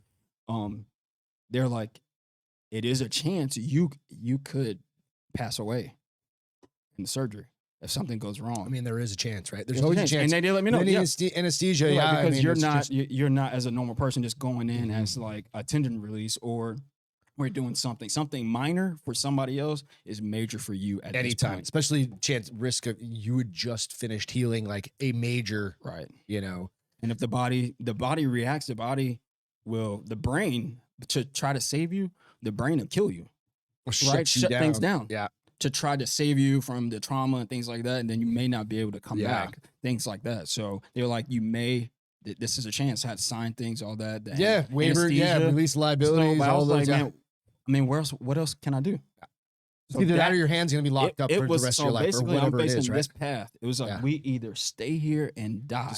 We either stay right here and die on this path right here and don't move forward, or we go and we do this. Right. And they already told you surgery, recovery, PT, surgery, recovery, PT. And that happened for 2.5 years. Crazy. So 8 surgeries. So do you still have, I mean, like you said, your feet, that's one thing, but do you have physical, like arthritis, those sorts of things you have to deal with? No, just my knee. Just your knee? The knees are, once those go or your back go, it's kind of hard to get the integrity back of those. You need sometimes it shot hurts. Yeah, sometimes it hurts, but okay. Well, that's awesome. I mean, that really is. That's right. Lucky. Yeah. I mean, it's just, you could have done that boxing or playing football. Right. Like people get hurt. They blow out their knees worse than that. Like playing flag football on like Thanksgiving. Right. Because they haven't worked out in the entire year leading up to that. And then they decide they want to do something like that. You know what I mean? Yeah. I haven't stopped since the hospital. That's awesome. Like I haven't stopped since rehab. I've been going, I haven't taken off. I've had ups and downs, things like that. Yeah. On my sobriety journey, all of that, like drinking is not something that is for me, because remember I said it was no longer celebratory. So it was something. So it just doesn't fit me, but it doesn't fit me anymore. Yeah. The things that I've already dealt with, then drinking, well, maybe it's celebratory, but then I'm so in control of my emotions that sometimes, like most times, those things, if you drink, opens that up, right? You speak a lot more. You start thinking about things, and you're not in control of the emotions. Yeah. And I can't be like that. I just can't. It's just the way you want to be. It's also a choice. So whatever it is, if it's a food, if it's a type of person, it can't be in my life. That's good. I mean, and you just have to be that. transparent. Yeah, I know awesome. that. So that's just that. It just doesn't fit. And people were just they're like, "Oh yeah, so what did you do? Like you go to church now?" Like I before the accident, I was never like a very religious person. Yeah. I'm still not that religious, but I do understand. There's something out I there do kind of understand. thing. Yeah, Whatever I it do. is, I did everybody's understand got it their own because I thing. had some things happen in the hospital. That's what I'm saying. Man, I had some things happen in the hospital, and I told people, and they did not believe me. But I was like, if you understood how I thought Yeah. before, you would believe me because I wasn't a believer. It wasn't your thing. So fair. for me Yeah. to go through that and Almost like a tell you what witnessing happened, kind of like, situation. yo, I'm telling you that, yo, it's something. Bro. Something. It's something. You can call it whatever you want. That's exactly how I call feel. him, her, whatever. It There's something. doesn't matter. Doesn't matter. I'm Yeah. telling you. It's that, awesome. Yeah. So things like that, and just knowing that I have a purpose. I know how to be. Yeah. Like, I got back to that. I know how I am. Yeah. Self-reflecting. Okay. What do you have to do? What do you not need to do to be the best version of yourself? It's great. And now you're a father, right? To So add my on kid to was that. 3 months old, 2.5, 3 months old, Mhm. 4 months old when I was in the hospital. There's pictures on there where he's sitting, I'm saying tiny little thing. What's Captain your son America, name? Captain America shirt on. I've got a picture right here with you back at your at the barber shop. Oh yeah, Back Charleston. they got the picture. They was like, man, we're gonna put a picture up. All that people have come in. They're like, yeah, man. They asked him like, who is that? So oh yeah, man, it's my dude. It's Kevin, man. Kevin Maverick. He's in Texas now. What's your It's son's like- name? Carson. Carson. Cool. Yeah, so he's You got told the me, I one, forgot. all that. He knows his dad. He said, my daddy's a lion. My dad, like, You got it on. You even got a tattoo on you. yeah, man. And the toughness and all is in him. And I think about like, dude, you need to be the best version. In the hospital, I'm like, you know what? If you don't get back to boxing, you need to understand that that's fine. Yeah. Because the only thing that matters is getting back and being a dad, being a father. So awesome. I mean that. And I had to accept that. I'm like, you know what? I need to get back to be able to walk. I You want to be able to hold play your with son. him, hold You my wanna- son. Yeah. So I Kick a had to soccer swallow ball, that do all pill. those things, right? I had to swallow that pill. I stopped asking about the ileostomy. I said, if worse comes to worse, and you're gonna have to keep it, you can live with it. You can, and you're Just gonna have find your a son. work You're around gonna it, live right? with it. You Yeah. work around it. It's gonna be fine. It's now in the future technology. Like it's a lot of things that they have to where it's hidden. It's Yeah, not. it's It's not not so just some bag cumbersome. hanging It's on the not side of- cumbersome. yeah, Yeah. So, yeah. I was like, dude, Slap it on the that's what desk we're or something. doing. Yeah. You get back to walking. You get back to being able to pick things up and all Yeah. that. Have your son. You have your hands right. You're good to go. Right. Now, all the other things, if you pissed it away, you pissed it away. Yep. But that it doesn't matter. And I understood that. And I said, well, this is what we're doing. And call it whatever you want. Gave me the opportunity, another chance to get To back fix to it. that, to get that physical. Yeah. People ask me, like, man, you were not this shredded, this That's the what I'm muscle mass saying, dude. Go before look the at his accident. Instagram. It's like there's no. He Jesus. said you were not like this. He's like, Kevin, you hit another level. I told Sammy this. I said, bro, in Dragon Ball Z, like the Saiyans hit a Zenkai, like they basically went through something so traumatic, and Then it levels you then up. they level. Because people said, they said, dude, you were not Yeah. like you were not You're like shooting this before your fireballs at accident. this point. Now, yeah. So now I'm just like, yeah. So I had already accepted my fate that maybe I don't get back into the ring. Is your son your driving force? Oh, it Would you was. say? I mean, still probably. Still I to imagine. this Yeah. day. I mean, now you have to. Now you're at a point I where sent him all my pictures. I sent him Yeah. everything. Like that. He's it. If it was to end with boxing, all of that, and all I could do was maybe talk about it or be an enthusiast, just that. Never did anything I could. They're like, hey man, you got to slow down on the anything strenuous. Hey, that's fine. I got a story to tell my son, and I got a story to tell the people. I'm speaking at Maverick Library. Yeah, we're gonna talk about that. We'll cover that in a minute. So Yeah. that's what I'm saying. I still got a story, and that's just one. I mean, but there's a million and the opportunities. proof's in the Yeah. pudding. I'm able to tell my son, I didn't quit. Yep. You don't quit. This is what happened to me. And if you come across something, you think this is something, you look at this. Right. Now you tell me how big this is. Now, I know how not to be an asshole with that, because what I know is when people were sharing stories with me, I'll share a story. They're like, man, that makes my story feel You're like not trying to one up somebody. I said no. not a I said one-up, yeah. I told people, I said, don't do that. I said, you because can what empathize with them. what seems like what may seem like a pebble to me is a whole boulder to you. Damn right. Yeah, absolutely. And what may seem like a boulder, like what may seem like a pebble to It's me. all maybe a boulder- relative. Yeah. Yeah. It's like a boulder to me can be a pebble for you. Like, now that's nothing. If I broke my arm, I'd be like pissed. right? Right. You know, I'd be down. I'd Yeah. be like, I can't do jujitsu for a while. I can't do this. I can't work out. Like, there's a lot you can't do. Right. It's all relative. All I didn't get hit by a truck, Yeah. I've told people, I said, everybody has a story. but it's okay. Yeah, you know? everybody has a story Yeah. of things and that different places in life and Yeah, all that. Like, that's and exactly you it. never know what people have for you. Like when we spoke and you're talking about everything with your job and all that, I feel as if when we were speaking about what I need to do on outside of punching people in the face, Yeah, he's like, yeah. you know, I said, man, I feel like I can talk to him. I talked to one of the guys, one of the wrestlers. He wants to help me out with the car, like okay. or scouting one and all Yeah. that. Like, so you're always, if you're doing the right thing, you Mhm. attract if you're the best version of yourself, Sure. you're going to attract the right people. Right. Yeah. Right. All of a sudden, And you this never starts know what happening, somebody right? has for you. Yeah. You know, just because they're on a different level of life, you're like, oh, I can't relate to them. I'm not there yet. Right. You never know what somebody So, has. and for you, bro. that's why it's that book by its cover. Can't judge a book by its cover kind of adage, right? And Right. that's one of the things. We don't know people's backgrounds. We don't know where they came from. So, you know, regardless of what it appears, maybe they're just like you know, the keyboard warriors or whatever. Right. They're everywhere, right? And you just hear about that. And you just have to say, okay, it is what it is. People are going to live their lives the way they want to live them, and kind of step back and try not to be judgmental of shit. Right.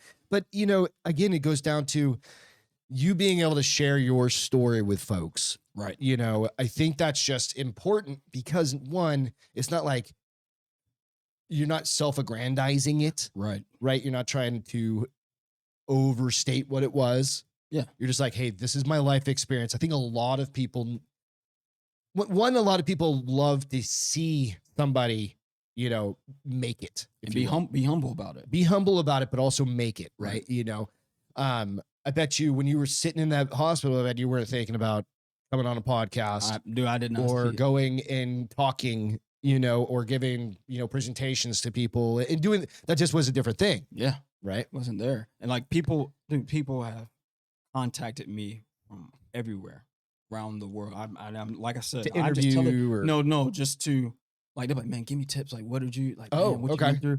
which I is had- even more important. I had I think that's even more important. yeah. Like I had training media days. I called it like just to invite people over because I set up a gym in my mom's garage.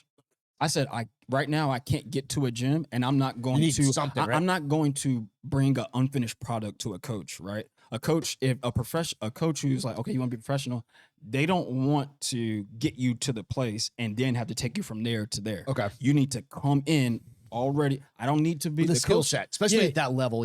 Yeah. No, come in. You should already be doing road work. I should be just telling running, you what to training. eat. I Yeah. shouldn't be having to rehab you. Now, if it happens while you're training, yeah, I'm gonna help you Blow rehab. out my knee. But if you got hurt my things shoulder. before here, you know what you need to do before you get to the gym. Yeah. Bring me, okay, this is what I can do. You know, you got to get to, it's like when you're trying to conduct business and the person says, okay, you're not there yet, get your stock up. Mhm. Come back to me in like a year, have this in place. So I knew I wasn't there yet, right? Yeah. I had some things, I got to get my breath back. I got to get my, my strength back, all of that, and moving, mobility, just being fluid and comfortable. So I said, bro, you can't get to a gym. Do what you can with what you have. Yeah. Set the gym up in the garage. Get it. Yep. Get a punching bag at pictures- the house. there's Costs a couple $100, right? I got a punch. I already had a punching bag. Set There you that go. up. Got another punching bag. I got one of the old shelves out of the closet in the garage. Got everything set up there. People start hitting me up to train them. There you go. Train their kids, all of that. It's like, man, your story, train the kids. I did that for a while. Did my media days when Texas was on the mind. I spoke to Coach Richard. Okay. Lord. That's when I started doing the media days and really going hard, right? So a young lady saw my media day because it went live, and she said, oh my God, I just want to reach out to you. Your amazing story. I got into a car wreck this week, and my car had to be in the shop. I have no car and all that, and I just felt like life was over.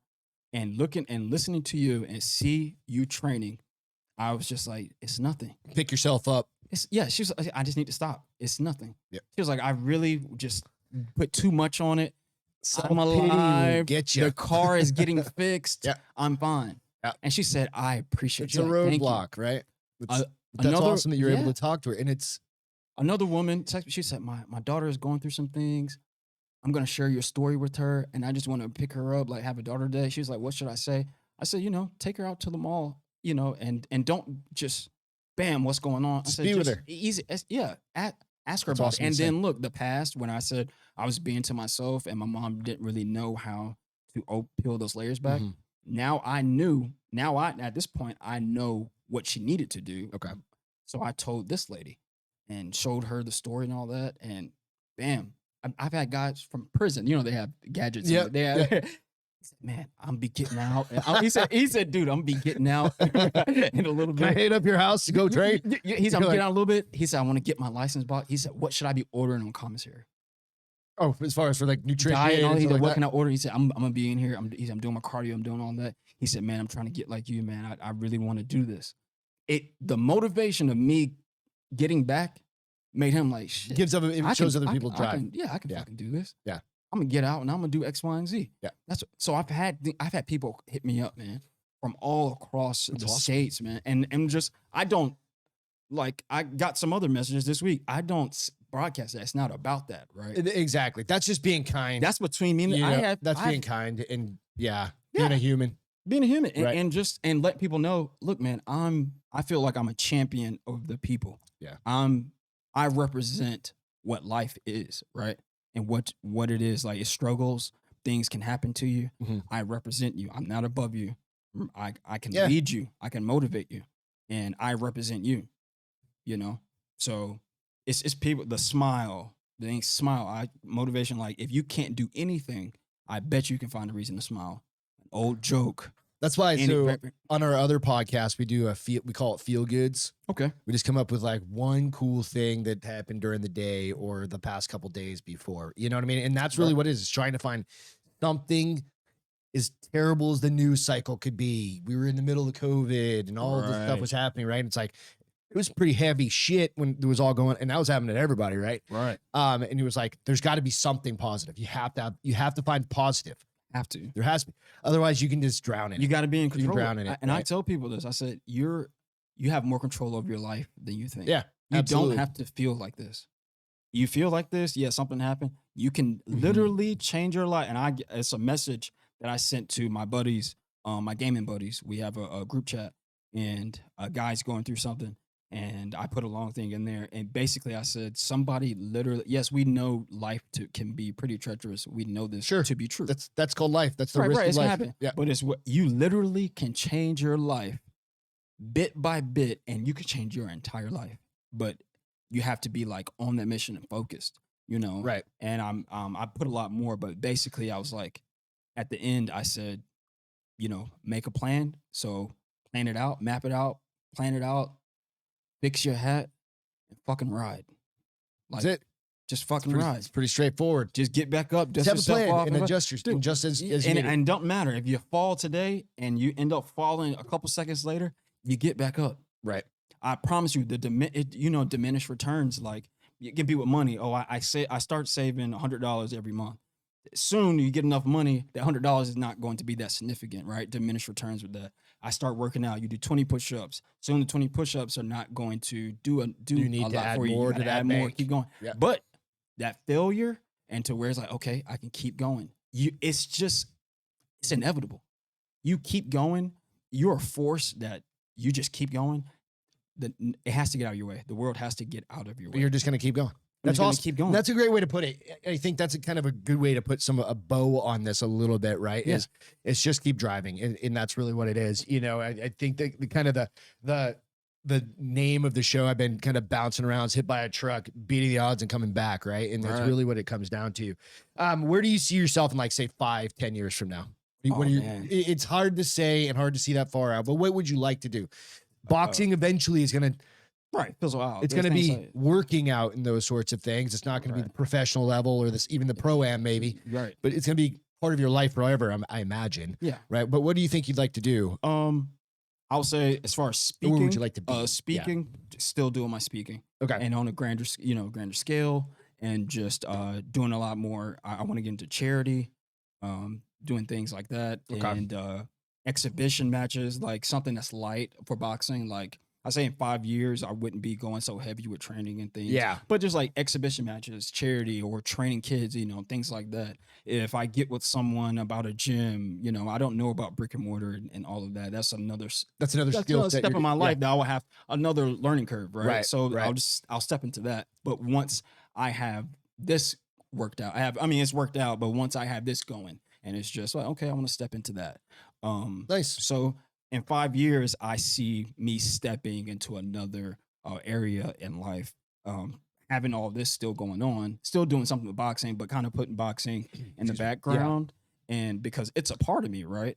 Absolutely. And it helped with my story, but I'm Kevin the Maverick. Like, I'm a boxer, I'm a father, I'm You're a not just a motivator, I'm fighter. not a leader. Yeah, I'm just not that one thing, Yeah, right? absolutely. So I wrote a book. I'm writing, my book is Yep. is So final tell us about edits. that. Yeah. Oh yeah, Making Maverick is what I came up with. I took one of my pics for one of my photo shoots, Making Maverick, and just from what we talked about from my childhood all the way up to the accident and everything. Up to this day, basically, but right? hitting the things that we didn't talk, Yeah, the details. the details and all that, how I was feeling and all of that. That's awesome. So we'll have to keep an eye out for that. Yes, for sure. man. So I have a mentor, Gus Philpott, and I met him. I spoke in South Carolina, Columbia, South Carolina, at a Guns and Violence Summit. Okay. I spoke there, and I got cards from a lot of people, but one card that still I'm in contact with him till this day is Gus Philpott. He was a sheriff, author, motivational, and a speaker. So he's been grooming me since last year. Awesome. Just a what to mentor do. helping He you said, out. was speaking, Kevin, make a list, do X, Y, and Z, and all that. He's so proud of me. He's like, you're making the calls and all that. Great. Now I spoke for my apartment complex. Was like, whatever you need. They're gonna put a heavy bag in the gym, the apartment gym, for me. He said, man, they said you can train people, all of that. They said, shout the, get people to Hell come to the yeah. apartment, Use the gym. scratch I mean, our it's- back. yeah, yeah, yeah. So basically And like that's that. But fair. they love they basically, we want to be attached to your name. You're doing something great. Yeah. We don't mind. Yep. And they say, yeah, you got the green light. You're a good guy. They That's built great. me out. Yeah, we love your story. And that's short term. You know what I mean? That's just kind of like things right like that. around the corner too. Yeah, that's short term. Yeah. So that's what I That's see great. that of networking. And the thing that's really, I'm still growing. I'm not a very sociable person as far as like making the first Sometimes move, coming out of the shell, but it's a little hard, right? But once we get the conversation started, I'll speak. Yeah. But I'm not that first person. But I love to laugh. Sometimes and all that takes a little but bit. now It takes speaking, work to build that muscle. Yeah, Gus told me, he said, you're gonna have to make cold calls. You're gonna have to call, say, hey, I'm so and so. This is my story and all that. Yeah. Can I come by? Well, you know what? When you have time, you call me back. He said, you wait maybe a week or so. Call him back. Call him back. He said, and I Dude, hate it. You got to be a salesperson a little bit, right? Yeah. He said, you That's got with to. He anything. said they Yeah. don't know. He said that people don't know you till they know you. Yeah. So things like that, and yeah, That's man, awesome. it's been it's great. Sky's literally the limit. I mean, really, when you think about it, you've been at the worst possible physical position you could be, and you're building yourself, and you've had a really unique opportunity to rebuild yourself differently, right? To reevaluate. I mean, again, not a lot of people have an opportunity. Have a second chance, right, to do something and come back from a situation like that. So, if you could impart one message on to people, what do you think it would be? Out of just kind of one thing that you would say. So my favorite quote, it's on my Facebook, all of that, by Confucius, is, he who says he can and he who says he can't are both usually right. And when you unwrap that, it basically a mindset, right? Like we were talking about, you can, your mind can be, it's the bane and the boon, but basically you believe that you're going to go from that garage to here. You basically, you're going to make the steps. The steps are going to be made because you believe it, right? You believe it. And it's like, okay, can it happen? You will inevitably do what it takes to make it happen. Right. If you feel like it can't happen, you won't, even if you do it, you're like, I know it's not gonna happen, but I'll just, like when people say, I'll put in an audition, I don't know if I'm gonna get it. You're not gonna put It's not a very positive thing, right? Yeah. Right? You're not gonna put the whole, so yeah. So you don't believe it. You're going to dial it in. You're usually so to speak, right. Right. You're gonna, but to get here, like you said, from the garage, that's because you saw that, you believed that it was going to get here. Yeah. We're gonna do X, Y, and Z. Absolutely. The machine, like, dude, this Just like you being in a garage. Yeah, me Working in the out. garage. And people saw pictures, and I know people said, like, even from the hospital, my mom told me things people said and all that, like, is he really gonna get back to walking? Is he really gonna There's is he always is he really doubters, gonna get right? back to Even running? if they're just It's questioning it. and look, I kept my mind, and I'm just like, Well, what they like what they with saying a now? podcast, and you're doing a small podcast. We have a small podcast, right? Right. It's will it ever be big? I don't know. Who knows? You keep it's inevitable. Do you understand? We're just working. The world. It's fun. We have fun with it. Kids are making millions by doing random things. TikTok. You right? can do TikTok. anything. Yep. You can literally do People anything. are eating food and making money, It's weird, right? showing their toes and making money. I'm not that far above that. Like I might be down. Like you I could might be like an down. OnlyFans for feet. Like I might do that. I'm telling you, You might People be a see niche market too. I'm Look, just saying. no shot. But people called a are doing niche market. anything, man, and that's where you know what. It's great for the generation that's coming up, Right. Because now you can be what you want to be. Yeah. Because before, like when I was coming up, it's We didn't even have all more- that stuff. Yeah. He's like, no, you're gonna do X, Y, and Z. You need to That's go to exactly school, what it was. go Yeah. do this, go do that. You can't do all that. No, put that aside. You can do the music on the side, or Yeah. It you was can go do in the you can do military, go volleyball. to school, or just work. And if you don't get Yeah. a scholarship to the college, nobody believes in like you're gonna make it with any sport. Right. It's like, okay, you do that as a hobby, but you're gonna have to do something. So nowadays, you do as long as you keep going, people will they gain that traction. Like, oh, this is what you're because everybody has something Mhm. for somebody, right? Something to offer, right? Something to I offer. think that's a great way to put it. You know, it's really what it is. And just keep driving. Keep driving, just keep going. Like it's going to happen. Get the for you. negative can't out of your mind. I Yeah. can't do this. I can't do that. So- You don't know until you try it, right? Right. Like you fail fast. Kind of what I try and do. It's like I'll learn. I screw it up. I screw up stuff all the time. Yep. So that quote and I like that. Yeah. you have more control over. I just stress this. You have more control over your life than you think. If you even your whole day. Yes, things externally happen. You know, maybe your boss, said something or somebody said something. You can't control what people say. You can control who you're around. Yeah. You got to look at it in a different way. right. Right. Reframing. You don't have to be around that A person. little bit of reframing. You don't have to. Yeah. You have to be places, but you can start to maybe make yourself in a certain your personality or your aura to where how do people feel comfortable coming to you or saying that to you? Maybe it's something that you need to change that be a little bit more like not abrasive, but be a little bit more Direct. solid, like confident. So people there you don't think that because there's certain guys, like you You're see a certain guys pushover. or certain women. Certain women, I don't mess with her. Well, you Like, could be a little bit intimidating. You got neck tattoos and face tattoos and and shit. scars and You know all what I that, mean? like, So, yeah, but but that certain doesn't have to people come not gonna- across as that either. Yeah, don't You exactly. you may have to soften yourself a little bit. I do. In your personality. Yeah. Just kind of naturally because Right. you're like Mike Tyson's got a big face tattoo. You And- saw him like roll up on you and you didn't know who he was.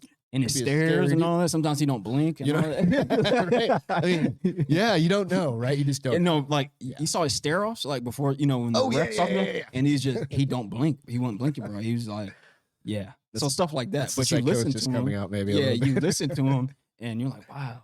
So, But yeah, you, great. you have more control of your life than you think. You can, do whatever it is that you want to do, as Right. long as it's something that's not impeding on somebody else's life. Yeah. You're not and hurting their somebody happiness. else. You're doing You're not hurting anyone, good and it's intentions. positive. Yeah. Dude, you have control over that. Absolutely. Don't let I tell people, don't let life happen to you. You hear that all the time, but a lot of people just oh, woe is me. That's when life really starts just happening to you because Right. you're just letting that stuff happen. Letting that stuff happen to you.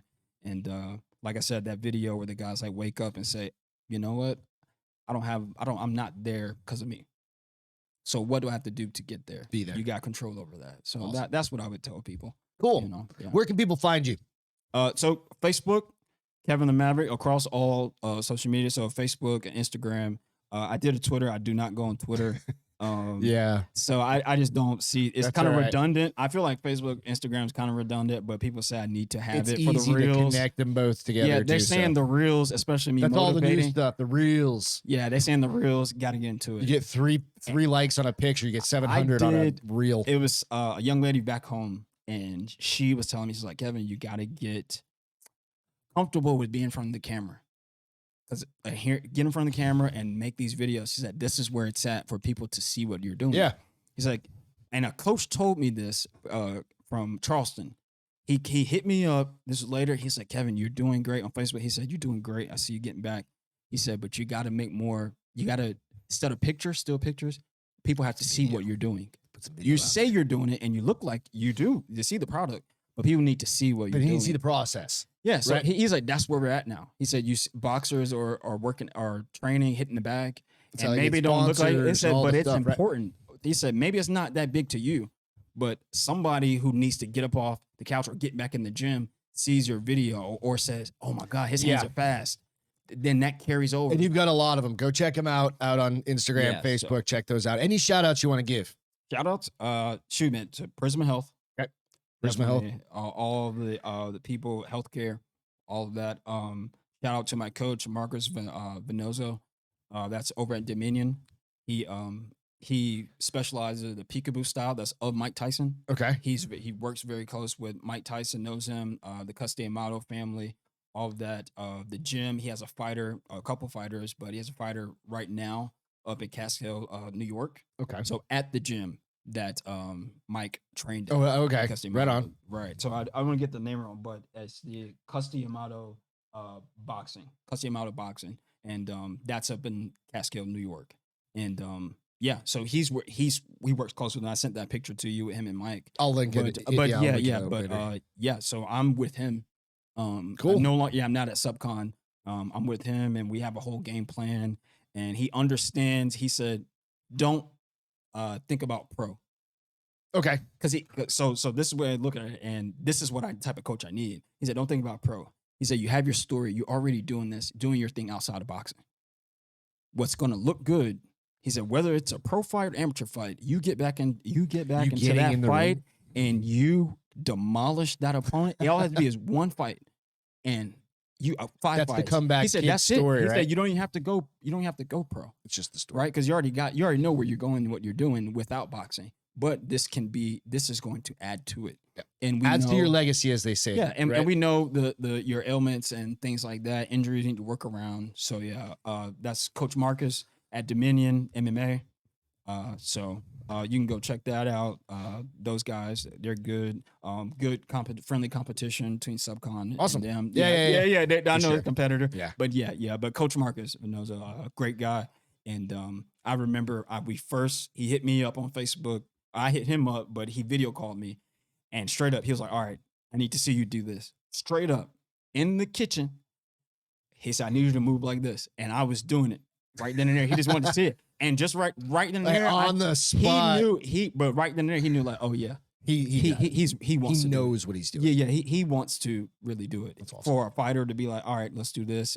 It's cool for him to reach out and do that. Then yeah, you know things what I mean? like that. So that's pretty cool. Yeah, man. And the meeting, Your Fitness 365, Sammy, the trainer's there, Ellie, man, like I was doing the rope flow, all that. They're really adding, and I want to bring them along with my journey. You know what I'm saying? Mm-hmm. Like these are great people. Like meeting you, and you, like you said, if I never went here, Arizona, all of that, all of these little things. So all these little things, if I didn't move from Austin and I just tried to force that to happen, and I knew it wasn't going to happen, or it was a small chance. Yeah, because I knew where Coach Richard was going. Okay.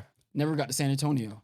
Never did this. Never did that. These weird little life decisions, choices, right? Or life makes them for us sometimes. Right. So I did throw up on the screen here, and I'll post this out as well. This is for September 10th, I think. Oh, yep. You have a speaking engagement. If you're in the San Antonio area, what's the Maury Mavericks? Yeah.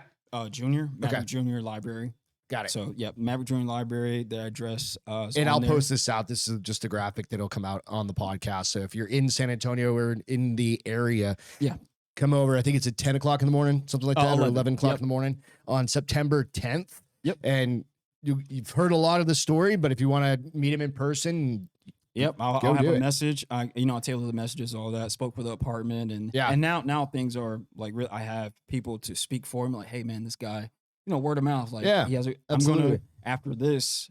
There's a neighbor who came to the apartment. When I spoke there, right on. He deals with youth. Right? Okay. He wants me to come speak for the youth. Sweet. It's weird how this like stuff that, right? happens, right? You're like, holy shit. So the ball's rolling. I wasn't expecting this. So now it's like, all right, let's do it. So now I'm pulling up my notes. I'm like, it's game time, man. Bro. Do it. Let's do it. And you just have different scripts for different things, and right. different questions for different people. You know what I mean? Yep. And it's awesome. And it's awesome to get to know you over the past couple of days, really, you know, because we've seen each other, seen you roll around, things that you saw me train. Yeah, but really that, get a chance to talk. It's pretty cool. So Yeah. thank you so much for coming on the podcast. Thanks, you guys can go check this out. It's going to be out on YouTube, Facebook. Of course, this is where you're going to see it, but it'll also be on iTunes, Spotify, or iHeartRadio, all the places you get podcasts that you can listen to them if you want to listen to them audibly. And then, of course, like I said, on Facebook and YouTube. So thank you so much again. You. Oh, and also shout out to my management, my mother, and my sisters. Yeah. Yeah, man. So that's what I got. They're my management. I'm trying to say, like, booking flights, all my sister does it. That's cool. My mother, doctor's appointments, are you gonna do this and Thanks, that? Mom. Like, Thanks, sis. Yeah. So this is what I'm doing. And even when the money starts coming in, the money stays in-house. It stays in-house. That's a good idea. Right? Sign a contract. Thanks, buddy. Make sure you sign some contracts. Sign some contracts with my mother. I'm not saying your parents are going to embellish, or your family's going to be embezzling for you. Right. I'm just kidding. Thank you again so much, man. It's been awesome talking with you. Everybody have a great day. See ya. Yep.